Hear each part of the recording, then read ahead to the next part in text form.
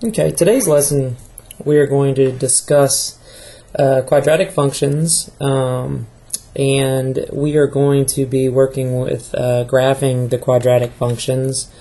As we move on later into this unit, we will be discussing on how to solve a quadratic function or how to solve a quadratic equation. So for this particular lesson, we're just going to focus on the graphing part of it. Now, if you recall from the polynomial review, there's a standard form in which to write a polynomial from the highest exponent down to the lowest, and we have this standard form for a quadratic function as well. And what that looks like is y equals ax squared plus bx plus c. So this represents the quadratic function in standard form,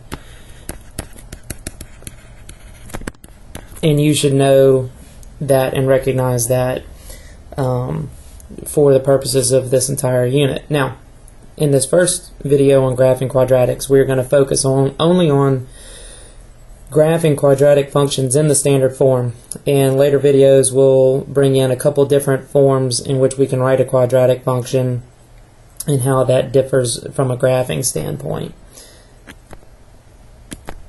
Now, as always, with the beginning of a unit, there are lots of vocabulary that we need to learn in order to be able to go forward in the unit. So I'm just going to take a second to review some of that vocabulary. The first thing you need to understand that you may have heard of before is that when we graph a quadratic function, it forms what we call a parabola, which is a U-shaped type graph. Now, that U-shape can be pointing upwards, or the U-shape can actually be pointing down, and we'll discuss the differences in why and when one would be facing up and one would be facing down.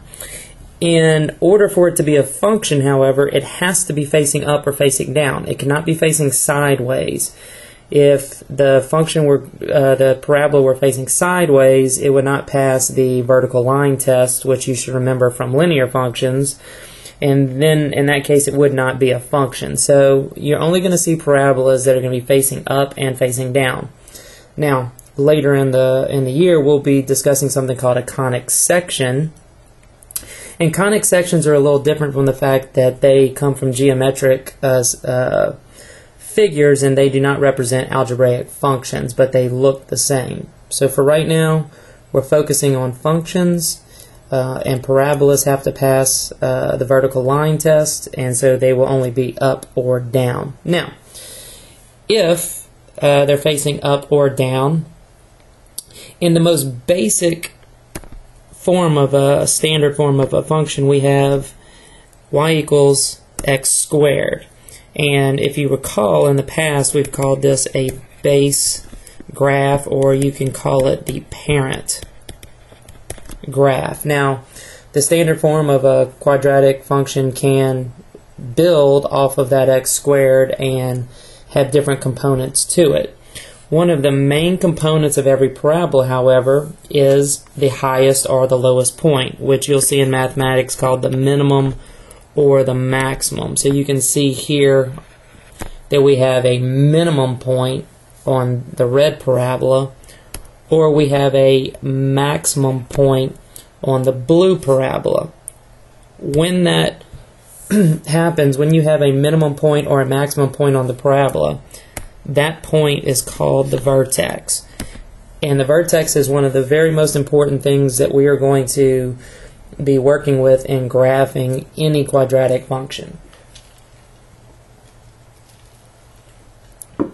Excuse me. Now, one of the characteristics of a quadratic function when graphed, the parabola is what we call symmetric. So if you remember symmetry from your geometry course, symmetry basically means we can create a line, and anything that's on one side of the line is the same on the other side of the line. That line, that symmetric line in a parabola, is called the axis of symmetry.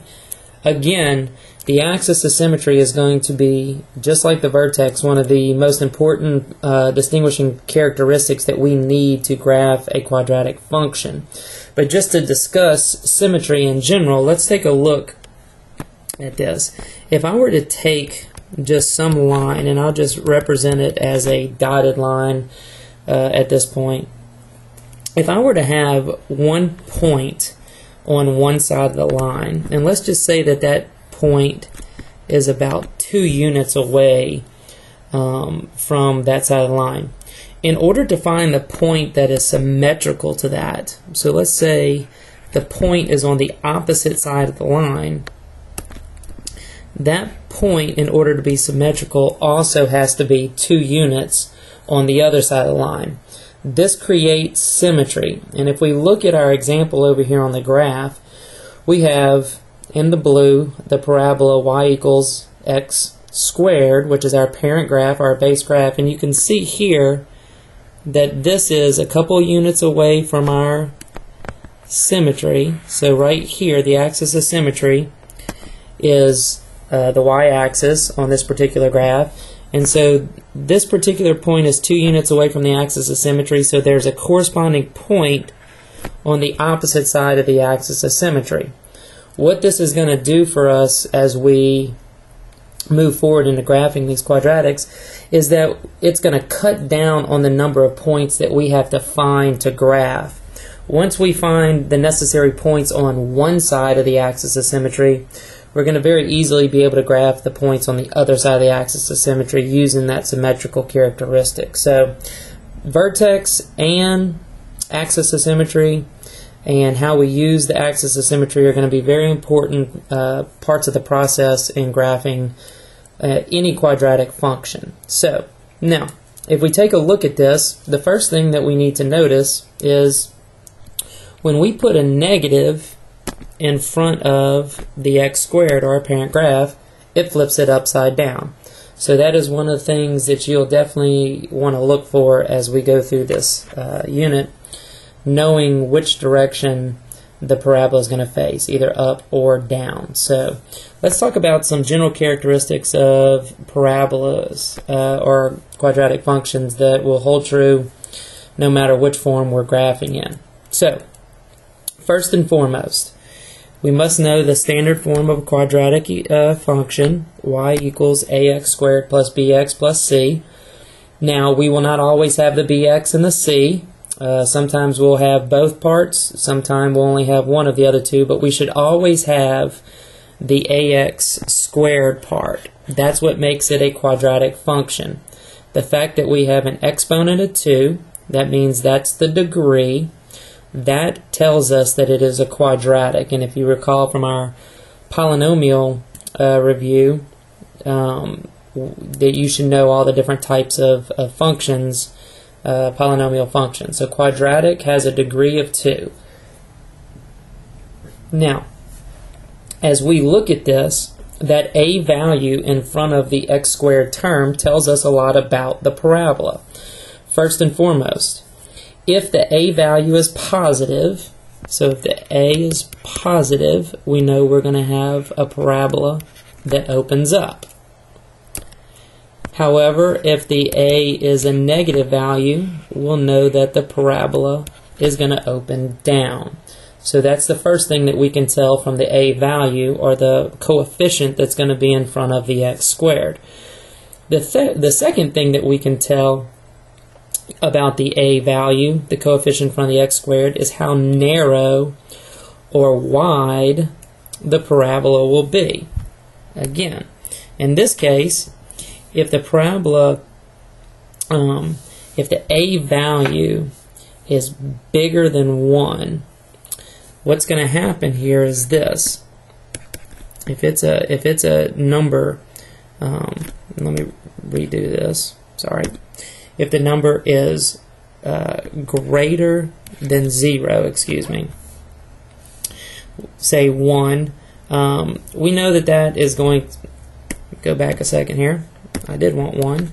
We know that that is going to be kind of a narrower looking parabola. Whereas if the a value is fractional and it is between 0 and 1, what you'll tend to have is a wider looking parabola. Now, if you recall, this is very, very similar to the absolute value graph, where with the absolute value graph we had a V shape as opposed to a U shape, but it acted in a very, very similar manner to what parabolas do. And what you'll find through this entire section on graphing quadratic functions, parabolas will act in a way very, very similar to absolute value functions. So keep that in mind. Now, some other things we need to know about quadratic functions. We told you that being able to determine the vertex and the axis of symmetry were going to be extremely important in being able to graph these quadratics. Now, fortunately for us, the formula for each of these is basically the same thing. So if we know that negative b over 2a, and we can determine a, b, and c from the standard form of the equation, we can come up with the vertex and the axis of symmetry very simply using this formula. And we will discuss that in more detail as we work through a couple of problems.